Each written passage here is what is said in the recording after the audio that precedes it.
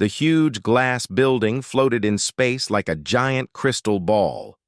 Commander Taemin looked out the window at all the different spaceships parked around it. Ships from 47 different planets had come here today. All of them had one thing. In common, they thought humans were weak. Taemin sat in his chair, wearing his best military uniform. The fabric felt stiff and uncomfortable, but he had to look perfect today. Every human representative had to show their best face to the galaxy. His dark hair was cut short in military style, and his brown eyes stayed calm, even though inside he felt angry. Next to him sat Lieutenant Hai Jin. She was younger than Taemin, but had fought in 3 different wars. Her black hair was pulled back tight, and her uniform had many medals on it. She had earned every single one of them by fighting aliens who now sat in this same room calling humans primitive. The irony made her stomach twist.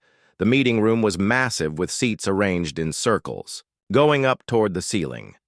Each species had their own section with special chairs made for their bodies. The humans sat in simple metal chairs that looked cheap compared to the floating crystal seats of the Zenthari or the heated stone platforms. Of the molten folk, General Kai Sung sat behind them as the highest-ranking human officer. His gray hair showed his age, but his back was still straight. Like a young soldier, he had fought in more battles than anyone else in the room. But these aliens treated him like he was nothing. His weathered hands gripped the armrests of his chair as insult after insult was thrown at his species. The Vorthak delegate stood up to speak, and the room went quiet. Braktor was 8 feet tall with green scales. That looked like armor. His cybernetic implants glowed blue in the dim light, showing that he was one of their elite warriors. His voice was deep and harsh like rocks grinding together. "Fellow council members," Braktor said, "we gather today to discuss military assignments for the coming conflicts. I must speak plainly about the human problem." Taemin felt his jaw clench but kept his face neutral. He had been trained to stay calm under pressure, but this was testing every limit he had. These aliens owed their freedom to human soldiers who had died fighting for them. Humans are primitive warmongers. Braktor continued. They use crude weapons and brutal tactics. They have no place in civilized military operations. Their technology is centuries behind our own. Their strategies are based on violence rather than intelligence. Murmurs of agreement rippled through the chamber. The Zenthari delegate flickered with light patterns that meant approval in their language. The insect-like hive queen clicked her mandibles in what passed for laughter among her species. Even the peaceful aquatic union representatives made bubbling sounds of agreement. Lieutenant Hai Jin remembered the Battle of Kepler Station where human marines had saved an entire Zenthari colony ship. The aliens had been helpless against pirates until humans arrived. Now those same Zenthari were nodding along as their species was called primitive. She bit her tongue to keep from speaking out. Their weapons are simple kinetic projectiles. Braktor went on. While we use plasma and energy beams, they still fire metal bullets like ancient savages. Their ships have no shields, only thick armor plating. Their soldiers wear basic protection gear instead of energy fields. What? The alien did not mention was how effective those simple weapons were. Human bullets could punch through alien shields when energy weapons failed. Human armor could take hits that would destroy more advanced protection systems. But facts did not. Matter in politics, only perception did. I have reviewed their military records, the Vorthak warrior said. Humans win battles through sheer numbers and willingness to die, not through skill or intelligence. They throw bodies at problems until they go away. This is not strategy. It is madness. Taemin knew this was completely wrong. Human military doctrine was based on efficiency and precision.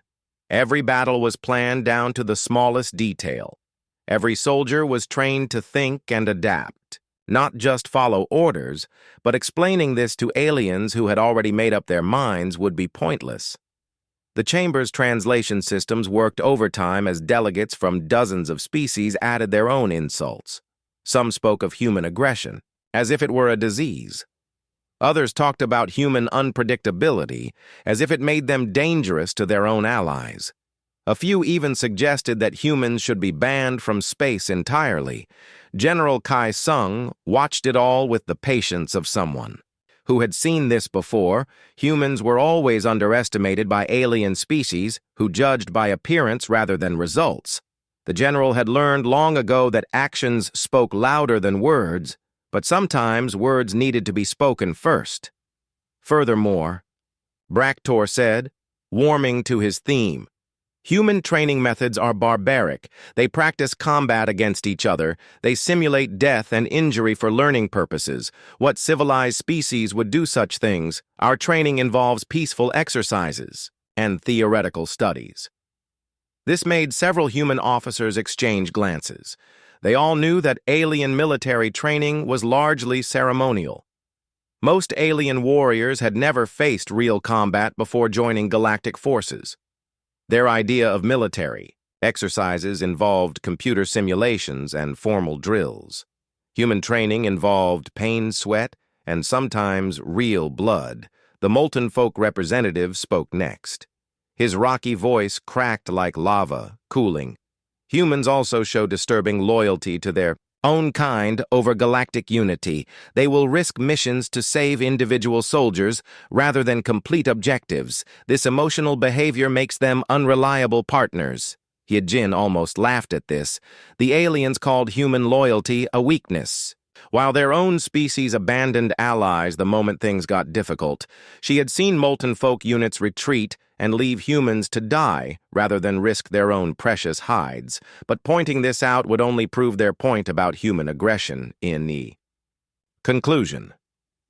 Bractor said, I propose that humans be assigned only to support roles in future conflicts. They can handle supply lines, maintenance duties, and other non-combat positions. Their warrior instincts make them unsuitable for modern warfare. Chamber erupted in approval. Alien voices cheered and applauded the suggestion. Light patterns flashed approval throughout the room.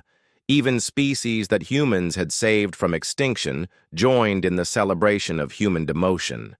Tae-min felt something cold settle in his stomach. This was not just about military assignments. This was about humanity's place in the galaxy. If they accepted support roles now, they would never be taken seriously again. Earth would become a service planet, providing labor. While other species made the important decisions, he looked around the chamber at all the aliens celebrating human weakness. None of them had ever faced a trained human warrior in single combat. They judged humans by their own standards, not understanding that human strength came from different sources. Their mistake was about to become very clear. General Kai Sung caught Tae-min's eye and nodded slightly. It was time for humans to stop being diplomatic and start being themselves. The age of proving human worth through words was over. Now it was time to prove it through action. The chamber began to quiet as Bractor returned to his seat. The massive alien looked pleased with himself like a predator that had just cornered its prey. He had no idea that he had just awakened something far more dangerous than he could imagine. All eyes turned to the human section, waiting to see how they would respond to this public humiliation. Most expected apologies or protests, or perhaps a dignified withdrawal from the proceedings. What they got instead would change galactic politics forever. Tae-min stood up slowly, his movements controlled and precise. Every alien in the chamber watched as the human commander walked toward the speaking platform.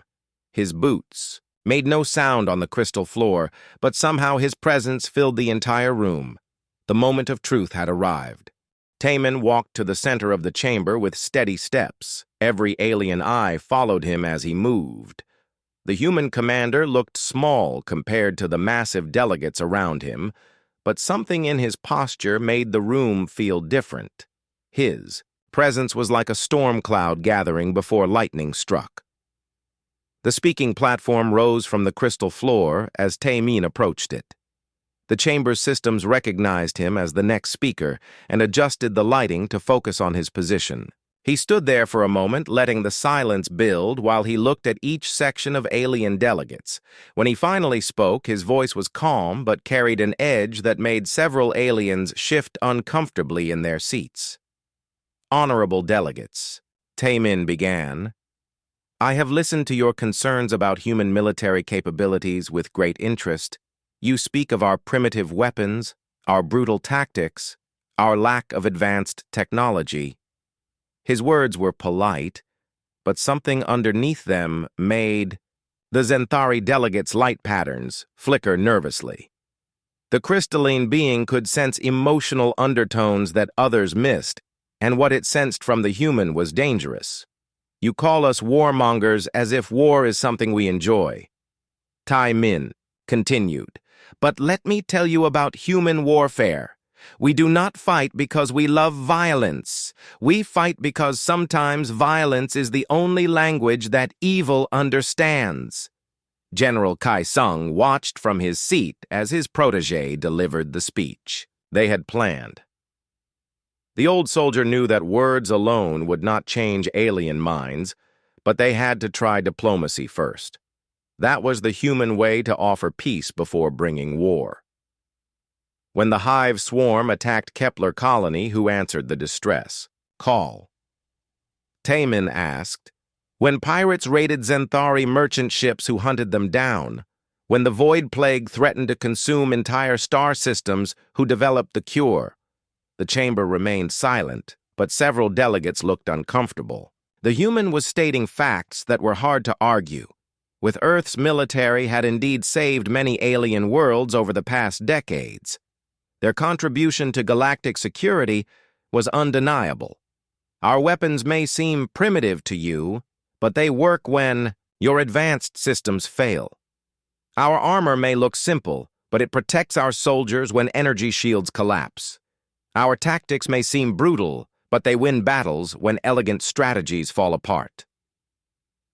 Lieutenant Haya Jin felt pride swell in her chest as she listened to her commander's words. Finally, someone was speaking the truth about human military achievements. The aliens had conveniently forgotten every time humans had saved their species from extinction. Braktor had heard enough. The massive Vorthak warrior stood up from his seat, his cybernetic implants glowing brighter as his anger rose. His species valued direct action over long speeches, and this human was testing his patience. Empty words from a primitive species, Braktor rumbled, as he stepped down from his platform. "You humans always talk about your achievements, but what can you actually do? Your commander stands there making speeches, while real warriors have fought real battles." The alien's heavy footsteps echoed through the chamber as he walked toward the human section. His 8-foot frame cast a shadow over the smaller delegates as he passed.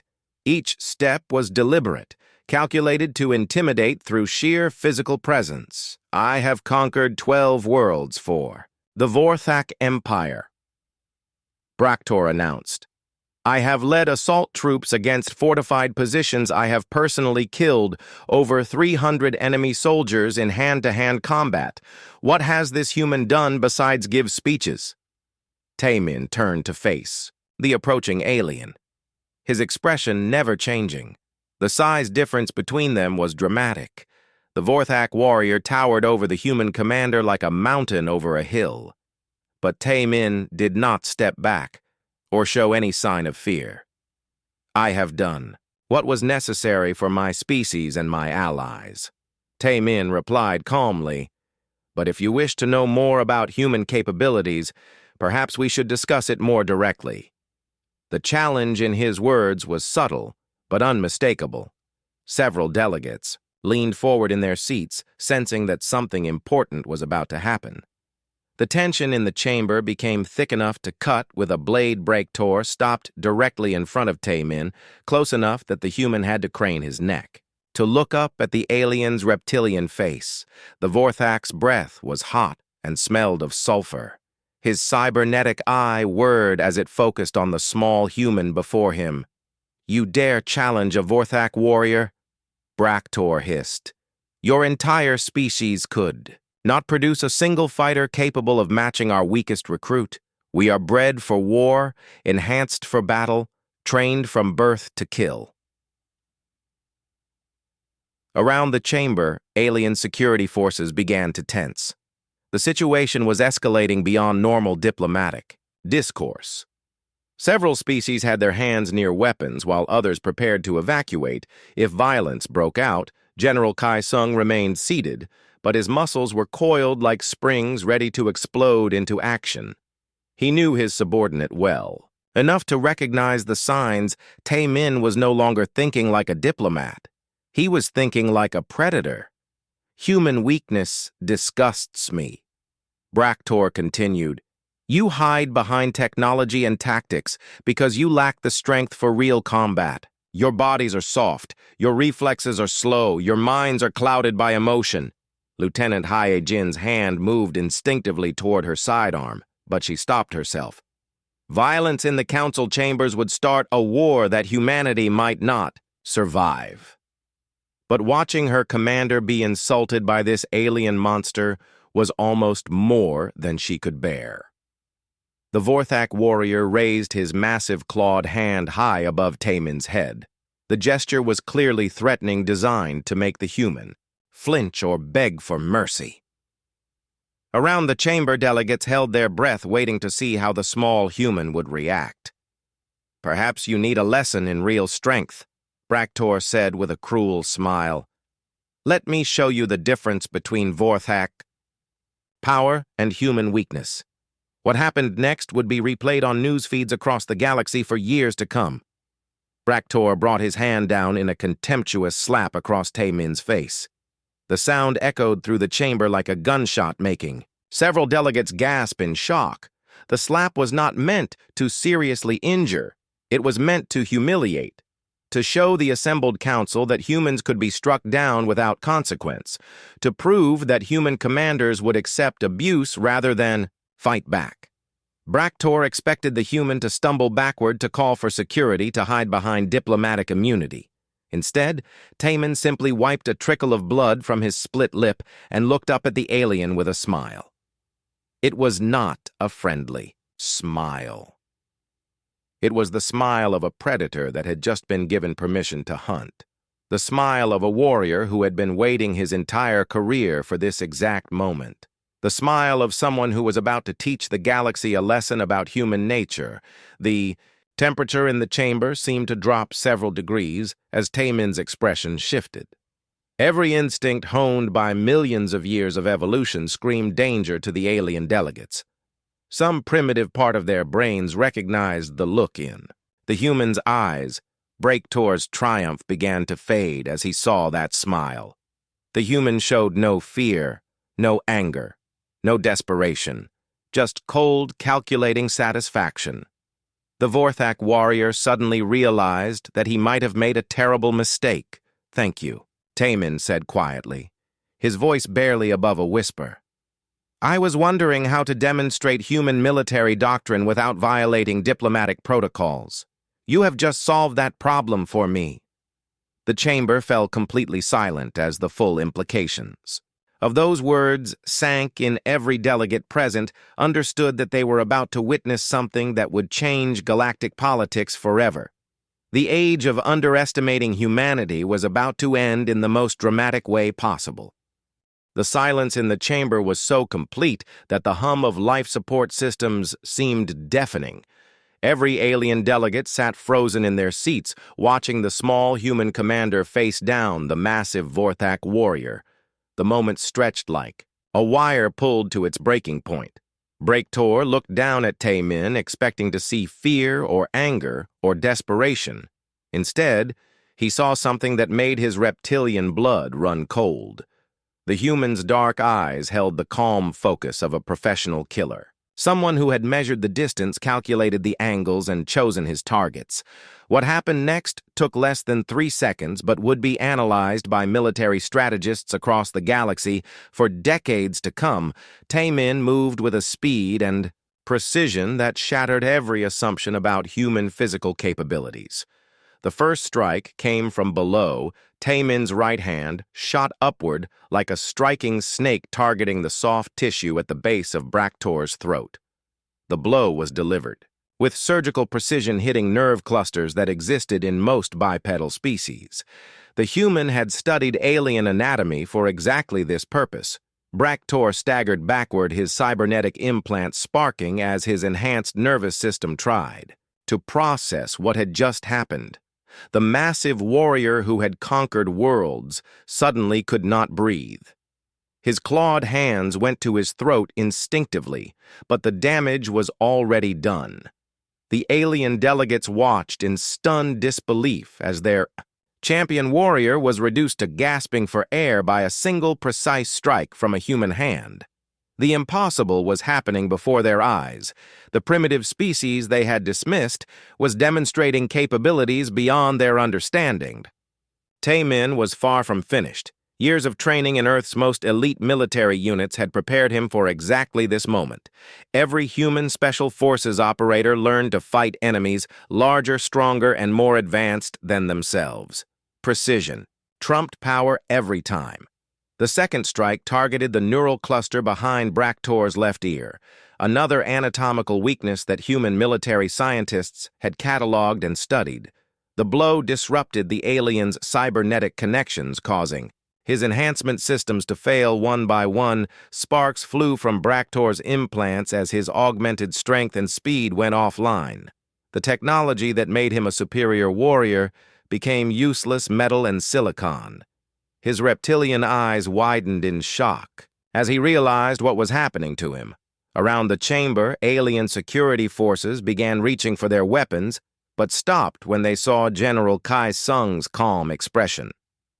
The old human soldier sat perfectly still, his weathered hands folded. In his lap, his lack of concern told them that this was not an assassination attempt. This was a demonstration. Lieutenant Hyejin watched with professional interest as her commander dismantled the Vorthak warrior. She had seen Taemin fight before, but never against an opponent this size. The techniques he was using came from Earth's most classified military programs. The human military had spent decades preparing for the possibility of conflict with alien species. Every soldier learned the weak points of dozens of different anatomies, the most efficient ways to disable or eliminate non-human opponents. It was knowledge that humanity had hoped never to use. Braktor tried to mount a counterattack, but his movements were clumsy and uncoordinated. The precise strikes to his nervous system had disrupted his motor functions. His massive claws swiped through empty air as Taemin flowed around him like water. The Zenthari delegate's crystalline form flickered rapidly as its optical sensors tried to track the human's movements. The being was known for its ability to process visual information at superhuman speeds, but even it struggled to follow Taemin's fluid motions. Other delegates began backing away from the confrontation. Some called for security, while others tried to record what was happening. All of them were learning the same lesson. Humans were not the primitive weaklings they had been portrayed as. Taemin's final strike was almost gentle in its execution, a simple palm thrust to the base of Braktor's skull delivered with the full weight of his body behind it. The human's knowledge of alien physiology guided the blow to its most effective point of impact. The sound of the Vorthak's skull fracturing echoed through the chamber like breaking crystal. Braktor's cybernetic eye went dark as neural pathways were severed. His massive form swayed for a moment like a tree before the final cut. Then the mighty warrior who had terrorized star systems collapsed. The 8-foot-tall alien hit the crystal floor with a thunderous crash that shook the entire chamber. His reptilian features were slack, his breathing shallow and irregular. Medical alarms began blaring throughout the council chamber as automated systems detected. The massive trauma alert lights flashed and emergency protocols activated. The chamber's AI began calling for medical teams and security forces. But Taemin simply straightened his uniform and walked back to his seat as if nothing had happened. His breathing was steady, his pulse normal. The only sign of exertion was a slight dampness on his forehead. The human had just killed a galactic champion and barely worked up a sweat. The alien delegates sat in complete shock, trying to process what they had witnessed. The Vorthak warrior who had seemed invincible moments before now lay broken at the feet of a human who barely reached his chest. Every assumption about human military capabilities crumbled in that instant. General Kai Sung finally stood up, his calm voice cutting through the chaos like a blade. "Council members," he said in perfect galactic standard, "you have just witnessed a basic demonstration of human close-quarters combat. This represents standard training for our special forces personnel." The implications hit the alien delegates like a physical blow. If this was standard training, what were human elite forces capable of? How many soldiers like Tae-min did Earth possess? What other capabilities were humans hiding behind? Their diplomatic smiles, Lieutenant Hai-jin helped clear a path as medical teams rushed into the chamber. Alien physicians began working frantically to save Braktor's life. Their advanced scanners revealed the precise nature of the damage inflicted. Every strike had been calculated for maximum effect. The Vorthak medical team leader looked up from his patient with fear in his reptilian eyes. "The neural pathways have been severed with surgical precision," he reported. "This level of anatomical knowledge requires years of study. How does a human warrior know our physiology better than our own doctors?" That question would haunt alien military planners for years to come.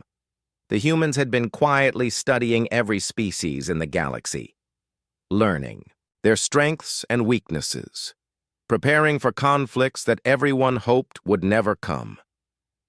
As news of the incident began spreading beyond the chamber, the galaxy's perception of humanity started shifting. Military analysts across dozens of worlds began frantically reviewing their files on human combat capabilities. The species they had dismissed as primitive was revealing depths they had never imagined. In the medical bay, Braktor's vital signs stabilized, but remained critical. The warrior, who had slapped a human in contempt, was now fighting for his life. The irony was not lost on anyone present. The hunter had become the hunted in less than 3 seconds. Tae-min sat quietly in his chair, ignoring the chaos around him. He had done what was necessary to defend human honor. Now the galaxy would have to reconsider everything they thought they knew about his species. The age of underestimating humanity was over. The medical bay attached to the council chambers had never seen trauma like this before. Alien physicians from a dozen different species worked frantically around Braktor's unconscious form. Their most advanced technology struggled to repair the precise damage that human hands had inflicted in mere seconds. Dr. Veltarn of the Aquatic Union floated in his mobility tank, studying the scanner readings with growing alarm. His species had perfected medical science over thousands of years, but the injuries before him challenged everything he understood about combat trauma. The skull fractures follow natural weak points in Vorthak bone structure, he reported to his colleagues, but how could a human know these anatomical details? Guard such information as military secrets.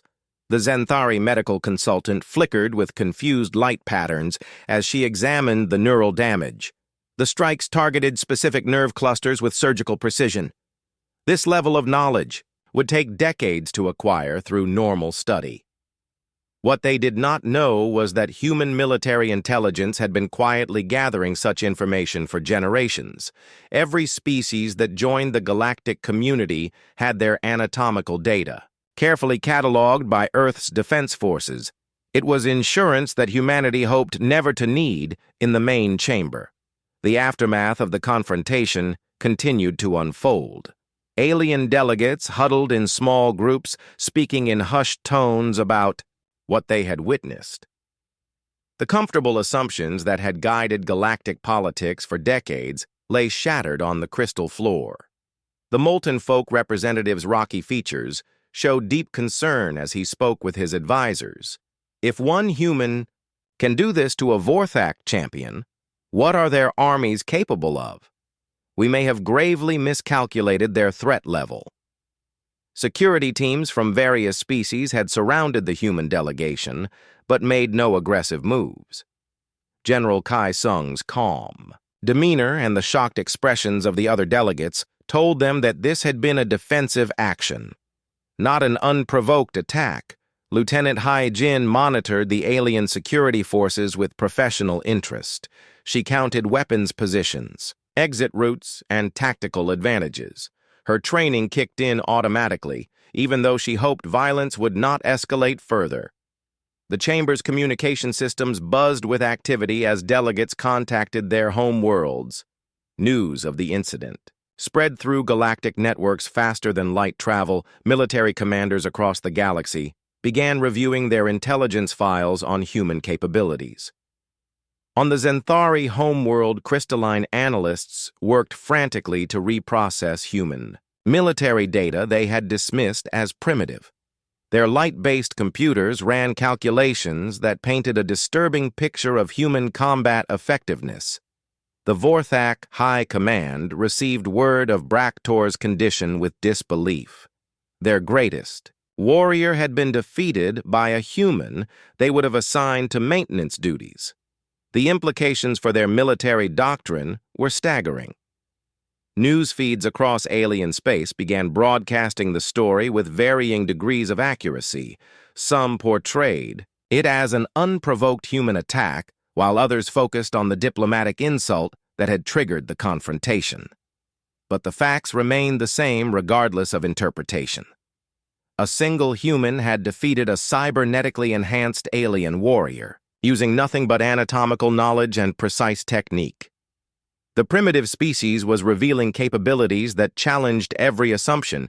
In a secure briefing room adjacent to the main chamber, Taimin faced a hastily assembled tribunal of military leaders from various species. The alien officers studied him with new respect mixed with obvious concern. Admiral Kethra of the Hive Mind leaned forward, her insectoid features clicking with nervous energy. Commander Taimin, you have demonstrated remarkable combat capabilities. Where did you acquire such detailed knowledge of Vorthak anatomy? Taimin's response was calm and professional. Every human soldier studies the physiology of potential opponents. It is basic military doctrine. We prefer to avoid conflicts, but when they become unavoidable, we prepare thoroughly. The implications of his words sent ripples of unease through the assembled officers. Human military doctrine included detailed study of how to kill every species in the galaxy. It was preparation that suggested either paranoia or remarkable foresight. General Kai Sung provided additional context that made the situation even more disturbing for the alien delegates. Commander Taimin represents standard training. For our special forces, every human elite soldier possesses similar knowledge and capabilities. The Aquatic Union representative bubbled with agitation in his environmental suit. How many such soldiers does Earth maintain, and why was this information not shared with Galactic intelligence services? Earth maintains the military forces necessary for our defense. Kai Sung replied diplomatically. We saw no need to advertise our capabilities as long as peaceful relations were maintained. The truth was more complex than the general revealed. Human military planning had always assumed that alien species would eventually turn against Earth. The friendships and alliances were welcome, but humanity had never forgotten that they were alone in a galaxy of potential enemies. Intelligence reports began flooding in from across the galaxy as military analysts reviewed human combat performance in previous conflicts. Incidents that had been attributed to luck or alien incompetence were being re-examined with new understanding. The Battle of Proxima Station, where human Marines had held off a void plague assault for 72 hours, suddenly looked like a masterpiece of tactical planning. The defense of New Geneva, where outnumbered human forces had destroyed a pirate fleet, was being studied as an example of superior strategy. Lieutenant Colonel Min Ho of the Korean Aerospace Force had led the defense of Kepler colony using tactics that alien observers had called recklessly aggressive. Now those same tactics were being analyzed as brilliant applications of human psychological warfare. Reports surfaced of human units performing far above expected parameters in joint operations with alien forces. What had been dismissed as enthusiasm or luck was revealed as superior training and adaptability. The Galactic intelligence community began piecing together a picture of human military doctrine that was both impressive and terrifying. Humans appeared to have been preparing for interspecies warfare while maintaining diplomatic relations. In the medical bay, Braktor's condition remained critical, despite the best efforts of alien physicians. His cybernetic implants had been permanently damaged by the precise disruption of his nervous system. The warrior who had seemed invincible was now completely dependent on life support. The Vorthak medical team worked around the clock, trying to repair the damage, but the injuries were unlike anything they had encountered. The human had targeted anatomical vulnerabilities that their own species barely understood. Dr. Veltarn reviewed the scans again, searching for some explanation of how a human could possess such detailed knowledge of Vorthak physiology. The precision of the strikes suggested not just study, but actual practice against living subjects. These techniques have been refined through repeated application, he told his colleagues. The human did not learn this from textbooks. He has used these methods before. The implications were chilling. How many other alien warriors had fallen to human hands without the galaxy realizing what was happening? How long had humanity been practicing these techniques in secret as word of the incident spread beyond the council chambers? Human military stock began rising rapidly in galactic defense circles. Species that had planned to exclude Earth from future operations suddenly found themselves reconsidering their positions. The primitive warmongers they had dismissed were revealing themselves as sophisticated warriors with capabilities that had been carefully hidden. The galaxy was learning that humans were far more dangerous than anyone had imagined. Emergency sessions were called on worlds across the galaxy as military leaders tried to assess the new threat or opportunity that humanity represented. The balance of galactic power was shifting, and everyone wanted to be on the winning side. 3 days after the incident, Braktor finally opened his reptilian eyes in the medical facility. The first thing he saw was Taimin, sitting quietly beside his bed, reading reports on a data pad. The human commander's presence was not threatening, but it served as a constant reminder of how quickly the mighty could fall. The Vorthak warrior tried to speak but found his voice weak and raspy. The precise damage to his throat had been repaired, but the memory of that first devastating strike remained fresh in his mind. He had never imagined that such a small being could inflict such damage. "Why are you here?" Braktor whispered through his damaged vocal cords. "Have you come to finish what you started?" Taimin looked up from his reading, with the same calm expression he had worn during their confrontation. "I came to ensure you received proper medical care. Your species and mine may have differences, but I take no pleasure in unnecessary suffering." The answer confused the Vorthak warrior. In his culture, enemies were destroyed or enslaved, not nursed back to health. The human's behavior followed no logic he could understand. Perhaps these primitives were even stranger than he had thought. Dr. Veltarn floated over in his mobility tank, his aquatic features showing concern. "Commander Taimin has been here every day monitoring your recovery. He has shared detailed information about the techniques he used to help us treat your injuries." This revelation shocked Braktor even more. The human who had nearly killed him was now helping to save his life. It went against everything he knew about warfare and honor. His own species would have left an enemy to die or finished them off. "Your anatomical knowledge of my species is remarkable," Dr. Veltarn continued. Our medical databases do not contain information as detailed as what you provided. How did humans acquire such data? Taemin set down his datapad and looked directly at the injured Vorthak.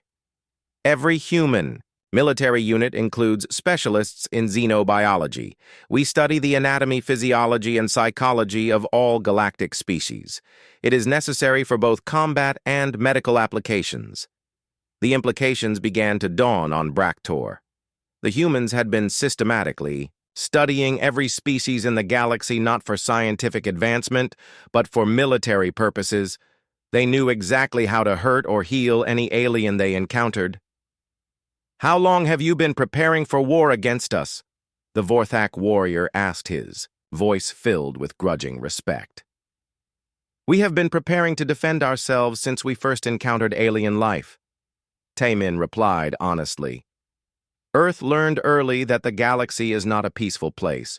We chose to be ready rather than be victims, General." Kai Sung entered the medical facility. At that moment, his weathered features showing satisfaction at seeing the Vorthak warrior conscious. "Bractor, you are recovering well. Our medical exchange programs have proven beneficial for both species." Irony was not lost on anyone present. The human who had crushed an alien champion was now sharing medical knowledge to save that same alien's life. It was a demonstration of human complexity that shattered more stereotypes. "I have brought something that might interest you both," General Kai Sung continued as he activated a holographic display. "Intelligence reports from across the galaxy about human military capabilities." The display showed battle reports, training footage, and tactical analyses that painted a picture of human military doctrine far more sophisticated than anyone had realized. Human forces had been performing above expectations for decades. The defense of Titan Colony. General Kai Sung began. Human Marines held off a force 10 times their size using terrain advantages and psychological warfare techniques. The enemy retreated despite having superior numbers and technology. Bractor watched the footage with growing amazement. Human soldiers moved with precision and coordination that rivaled his own species' elite units. Their tactics were not brutal or primitive, but elegant and efficient. The rescue of Sigma Station saw human special forces infiltrate a heavily defended pirate stronghold and extract 300 hostages without a single casualty. The mission was considered impossible by galactic military standards. The holographic display showed human commandos flowing through enemy positions like ghosts. Their movements were so smooth and coordinated that they seemed to be performing a deadly dance rather than conducting a military operation. Operation Starburst involved human pilots engaging Void Plague bioships in single combat. The enemy vessels were twice the size of human fighters and equipped with self-repairing armor, yet the humans achieved a 90% kill ratio. Taemin watched Bractor's expression change as the truth became clear. The Vorthak warrior was beginning to understand that humans were not primitive at all. They were apex predators who had been hiding their true nature behind diplomatic smiles. "Your species has been underestimated by the entire galaxy," Bractor admitted with difficulty. "We saw your simple weapons and assumed you were simple beings. We were wrong." Dr. Veltarn's aquatic form rippled with concern as he processed the information. If humans possess such capabilities, why have they not dominated galactic politics? They could have conquered most species through military force. "Because conquest was never our goal," General Kai Sung explained. "Humans prefer cooperation to domination. We only fight when threatened or when protecting those who cannot protect themselves." This answer revealed another aspect of human nature that aliens found difficult to understand. Most species expanded through conquest or assimilation. Humans seemed content to defend their territory and help their allies without seeking greater power. "I formally apologize for my actions in the council chamber," Bractor said with great difficulty. "I acted without honor and received the consequences I deserved. A warrior who strikes without cause deserves to be struck down. The apology was broadcast live to Vorthak's space, where it created massive political upheaval. The sight of their greatest champion admitting defeat to a human sent shockwaves through their military hierarchy. Lieutenant Haya Jin watched the broadcast from the human delegation's quarters. The same aliens who had questioned her competence days before were now analyzing her service record for insights into human military training. Requests for information flooded Earth's diplomatic channels as species across the galaxy sought to understand human capabilities better. Military commanders, who had dismissed human doctrine, were now requesting joint training exercises. The Zenthari Collective sent a formal request for human advisors to review their defensive strategies. The crystalline beings who had mocked human tactics now wanted to learn from them. The Aquatic Union proposed a medical exchange program to study human battlefield medicine techniques. Their advanced healing technology was impressive, but human field medics could save lives under conditions that would destroy sophisticated equipment. Even the isolationist hive mind opened communications channels to discuss potential cooperation with human forces. They had observed human small unit tactics and recognized their effectiveness against swarm opponents. The galaxy was slowly waking up to the reality that humans were not the weak primitive species. They had appeared to be Earth's children, had been quietly preparing for war while hoping for peace. As Bractor continued his recovery, he found himself studying human military philosophy with fascination. The species he had dismissed as barbaric possessed a warrior culture more sophisticated than his own. "Your commander fought with honor," he told Dr. Veltarn. "He struck only when struck, defended rather, then attacked, and then helped heal the wounds he had inflicted. This is the behavior of a true warrior." The Vorthak's words were recorded and transmitted throughout the galaxy. The endorsement of a legendary warrior carried weight that no amount of human diplomacy could have achieved. Taemin continued his daily visits to the medical facility, not out of guilt, but from genuine concern for his former opponent.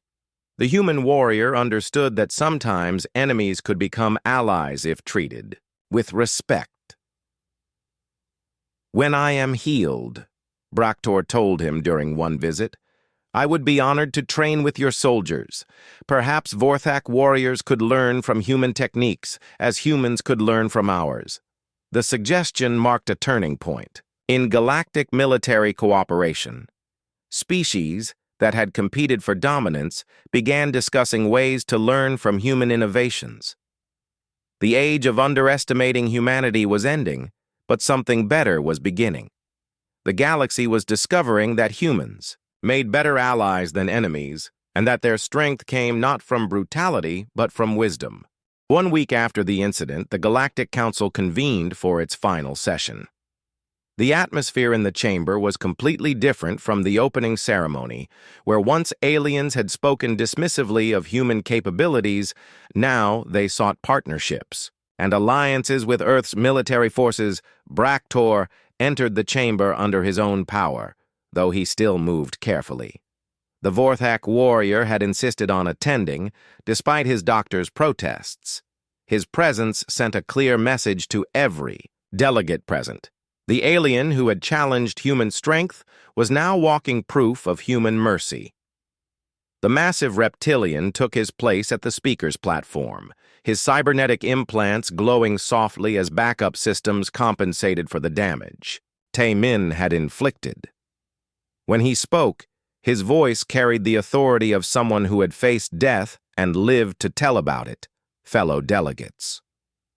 Bractor began, "I stand before you as living proof that we have gravely underestimated our human allies. For too long we have judged them by our own standards, failing to recognize the warrior spirit that drives their species."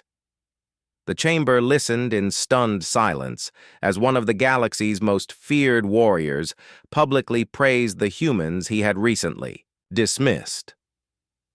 The political implications were staggering as species across the galaxy reassessed their positions. Commander Taemin defeated me in single combat, using techniques that demonstrated superior knowledge of anatomy tactics and combat psychology. He then ensured I received the best possible medical care, sharing his knowledge to heal the wounds he had inflicted. Murmurs rippled through the assembled delegates as they processed this information. The human had not only won the fight, but had shown mercy to his defeated opponent. It was behavior that challenged alien assumptions about human nature. This is the mark of a true warrior. Bractor continued. One who fights only when necessary, strikes with precision rather than brutality, and shows compassion to fallen enemies. The Vorthak Empire formally recognizes human military superiority in personal combat. The announcement sent shockwaves through the chamber. The proud Vorthak had never acknowledged any species as their military equal. The endorsement carried weight throughout galactic military circles. General Kai Sung rose from his seat to address the assembly. His weathered features showed satisfaction, but not arrogance. The old soldier had seen this moment coming for decades and was prepared for it. The Vorthak honor us with their recognition, he said formally, but Earth seeks partnership, not dominance. We offer our knowledge and capabilities in service of galactic peace and security. Lieutenant Hyejin watched, as delegates who had ignored her a week earlier now hung on every word the human officers spoke. The transformation was so complete, it would have been amusing if the stakes were not so serious. The Xanthari delegate approached the human section. After the session, its crystalline form flickering with what passed for embarrassment among its species, Commander Hyejin, we would be honored to discuss joint training exercises between our forces. Similar requests came from dozens of other species. Military commanders who had planned to exclude human forces now competed for access to human tactical knowledge. The primitive warriors had become the most sought-after allies in the galaxy. Admiral Kethra of the Hive Mind made the most significant offer. Earth's defensive strategies against swarm attacks are superior to our own. We propose a full military alliance with technology and knowledge sharing. The insects who lived for collective action had recognized that human small unit tactics could complement their mass assault strategies. The combination would be formidable against any enemy. Trade delegations began approaching Earth with offers that would have seemed impossible a week earlier. Access to advanced alien technologies that had been restricted was suddenly available in exchange for human military expertise. The Aquatic Union proposed joint research programs combining human battlefield medicine with alien healing technology. The results could revolutionize medical care.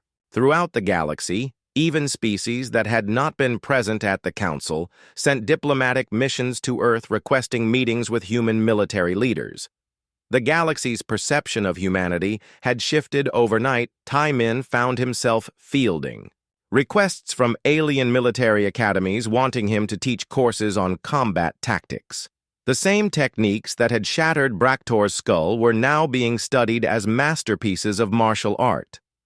Your species possesses something rare in the galaxy, Bractor told him during a private meeting. You combine the instincts of predators with the wisdom to know when not to hunt. Most species have one or the other, but never both.